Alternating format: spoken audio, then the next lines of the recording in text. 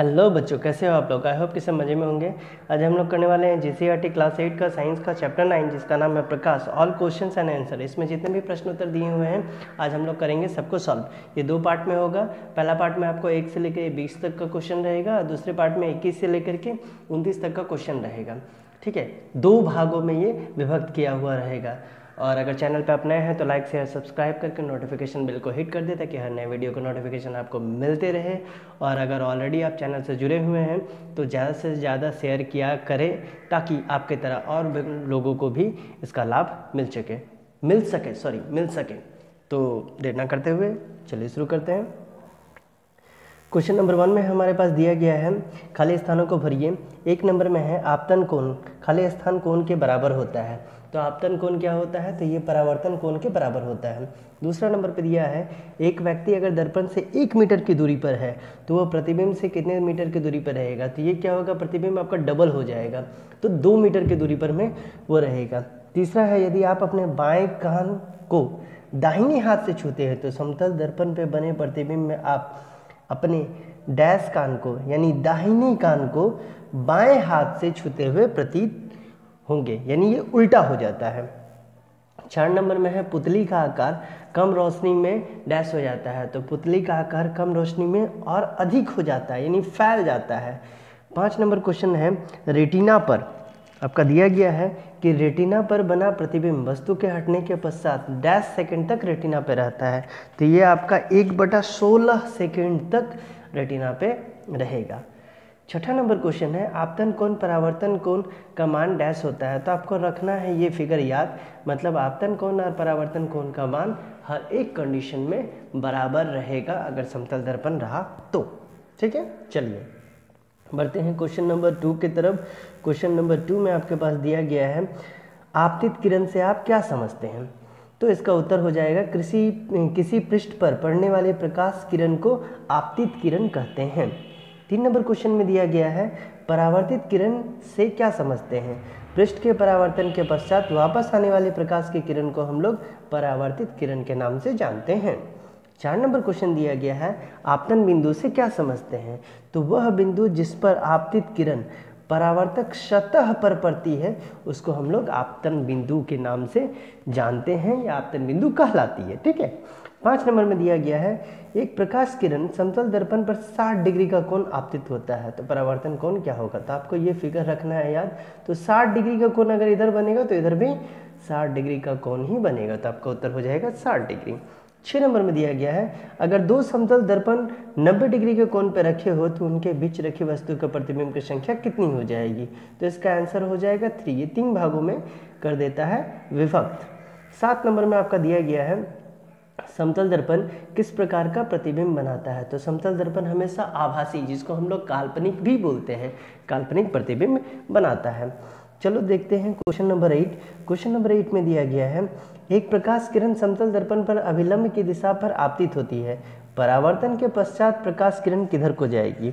तो आपको रखना होगा इसको याद कि परावर्तन के पश्चात प्रकाश की किरण क्या होगा, वापस लौट जाएगी, यानी इधर से इंटर हुआ तो इधर से आपका वापस लौट जाएगी।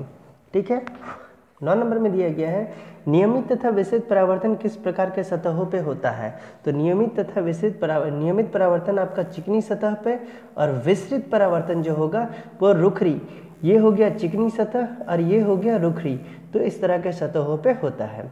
10 नंबर में दिया गया है एक यंत्र का नाम बताइए जो परावर्तन के नियम पर आधारित है। तो इस यंत्र का नाम हो जाएगा बहुमूर्तिदर्शी, इंग्लिश में इसको क्लाइडोस्कोप भी बोला जाता है। ठीक है, 11 नंबर में दिया गया है मानव नेत्र किस प्रकार का लेंस है, यानी आपकी आंखें जो है ये किस प्रकार के लेंस है। तो मानव नेत्र उत्तल लेंस की तरह कार्य करता है, इसलिए हम बोल सकते हैं कि ये उत्तल लेंस है। उसके बाद 12 नंबर में दिया गया है आइरिस में स्थित छोटे छिद्र को क्या कहते हैं। तो उत्तर हो जाएगा कि आइरिस में स्थित छोटे जो छिद्र हैं उसे हम लोग पुतली कहते हैं। ठीक है, 13 नंबर क्वेश्चन है किस प्रक्रिया के कारण श्वेत प्रकाश 7 रंगों में विभक्त होता है। तो प्रक्रिया का नाम बताना है, तो आपका उत्तर हो जाएगा विक्षेपण प्रक्रिया के कारण श्वेत प्रकाश 7 रंगों में विभक्त हो जाता है। विक्षेपण करने का मतलब है टूट के बिखर जाना। 14 नंबर में दिया गया है इंद्रधनुष बनने के पीछे कौन सी प्रक्रिया निहित है। तो इसका उत्तर हो जाएगा इंद्रधनुष बनने के पीछे वर्ण विक्षेपण का प्रक्रिया जो है वो निहित है। 15 नंबर में दिया गया है दाहिने हाथ से लिखते हुए किसी आदमी का समतल दर्पण में बना प्रतिबिंब किस हाथ से लिखा हुआ प्रतीत होता है। तो दाहिने हाथ बोला गया है तो ये हो जाएगा बाएं हाथ का। आपको इसमें याद रखना है कि समतल दर्पण कहने का मतलब है कि आपके घर में जो आईना लगा हुआ है वो ये हमेशा उल्टा बनाता है, दाहिना को बायां दिखाएगा, बायां को दायां दिखाएगा, मतलब राइट लेफ्ट में हो जाएगा और राइट जो है लेफ्ट जो है वो राइट में हो जाएगा। तो इसको रखना है आपको याद। 16 नंबर में दिया गया है जब श्वेत प्रकाश को कांच की पट्टी से गुजरने दिया जाता है तो क्या होता है।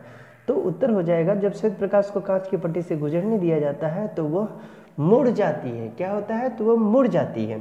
तो इसको आपको याद रखना है। 17 नंबर में दिया गया है समतल दर्पण द्वारा बनी प्रतिबिंब में पार्श्विक परिवर्तन से क्या समझते हैं। तो इसका उत्तर हो जाएगा समतल दर्पण से बना प्रतिबिंब पार्श्विक परिवर्तित होता है, मतलब अर्थात प्रतिबिंब में दाहिना का बायां और बायां का दाहिना दिखता है। तो ये रखना पड़ेगा आपको याद। चलिए 18 नंबर क्वेश्चन आपका दिया गया है मानव नेत्र का चित्र बनाकर उसके विभिन्न भागों को दर्शाइए। तो ये हो गया हमारा मानव नेत्र। चलिए शुरू करते हैं कॉर्निया से। तो पहला जो लेयर है बाहर की ओर उसको हम लोग बोलते हैं कॉर्निया। कॉर्निया के भीतर का जो आप पार्ट देख पा रहे हैं उसको हम लोग बोलते हैं नेत्रोद। ठीक है, उसके भीतर का जो पार्ट है उसको हम लोग बोलते हैं क्रिस्टलीय लेंस। नीचे की ओर आते हैं तो ये हो गया आपका पुतली के ठीक पीछे का भाग जो है उसको हम लोग बोलते हैं परितारिका। उसके पीछे पहुंचेंगे जहाँ आप ये एरो देख पा रहे हैं इसको हम लोग बोलते हैं पक्षाम्भी पेशिया। ठीक है, इसके बाद ये जो येलो वाला पार्ट है इसको हम लोग बोलते हैं दृक् तंत्रिका। यहाँ पे आप देखो कि हल्का सी गड्ढा टाइप का है, इस गड्ढा को हम लोग बोलते हैं अंध बिंदु, इंग्लिश में इसको ब्लाइंड स्पॉट कहा जाता है। सबसे बाहर वाला जो लेयर है दूसरा नंबर उसको हम लोग बोलेंगे रक्त पटल। भीतर वाला जो येलो वाला लेयर है उसको हम लोग बोलेंगे दृष्टि पटल, जिसको रेटिना के नाम से भी जाना जाता है। और ये जो ऊपर वाला परत है इसको हम लोग बोलते हैं श्वेत पटल। ठीक है, तो ये हो गया आपका आँख का, आपका नहीं सबका आँख का यानी मनुष्य का आँख का चित्र। 19 नंबर में आपके पास दिया गया है कि प्रिज्म से होकर गुजरने वाले श्वेत प्रकाश का विक्षेपण जो होता है उसको दर्शाइए। तो जब श्वेत प्रकाश को प्रिज्म में से गुजारा जाता है तो वो क्या होता है 7 रंगों में यानी 7 भागों में विभक्त होता है। जैसा आप फिगर में देख पा रहे हैं एक व्हाइट प्रकाश गया, ये 7 भागों में विभक्त हो गया। इस घटना को, ये जो घटना है इसको हम लोग वर्ण विक्षेपण के नाम से जानते हैं तथा प्राप्त रंगों के समूह को हम लोग वर्ण क्रम के नाम से जानते हैं। अधिक तरंग दैर्घ्य वाले अर्थात लाल रंग का जो विचलन होता है वो कम, और जो कम तरंग दैर्घ्य वाले हैं अर्थात बैंगनी रंग का जो विचलन है वो अधिक होता है। इंद्रधनुष का बनना भी इसी वर्ण विक्षेपण यानी प्रकाश के विक्षेपण का एक उदाहरण है। ठीक है, चलिए बढ़ते हैं अगले क्वेश्चन की तरफ। यहाँ मैंने फिगर भी बना दिया है, तो आप जब इस क्वेश्चन को लिखोगे तो इसमें फिगर जरूर मेंशन कर लेना। ये हो गया 20 नंबर। 20 नंबर में दिया गया है 2 प्रकार के परावर्तनों के नाम बताइए, उनमें से कौन सा परावर्तन वस्तु का साफ साफ प्रतिबिंब दिखाता है, आपको ये बताना है। ठीक है, तो 2 प्रकार का परावर्तन क्या हो जाएगा, एक हो जाएगा नियमित परावर्तन, दूसरा हो जाएगा विस्तृत परावर्तन। नियमित परावर्तन में वस्तु का जो प्रतिबिंब है वो साफ साफ दिखता है, जबकि विस्तृत में साफ साफ नहीं दिखता है। तो ये था चैप्टर 9 यानी प्रकाश का पहला पार्ट। मिलते हैं अगले पार्ट में, तब तक चैनल को लाइक शेयर सब्सक्राइब करके नोटिफिकेशन बेल को कर दे हिट और ज़्यादा से ज़्यादा लोगों तक करे इसको शेयर।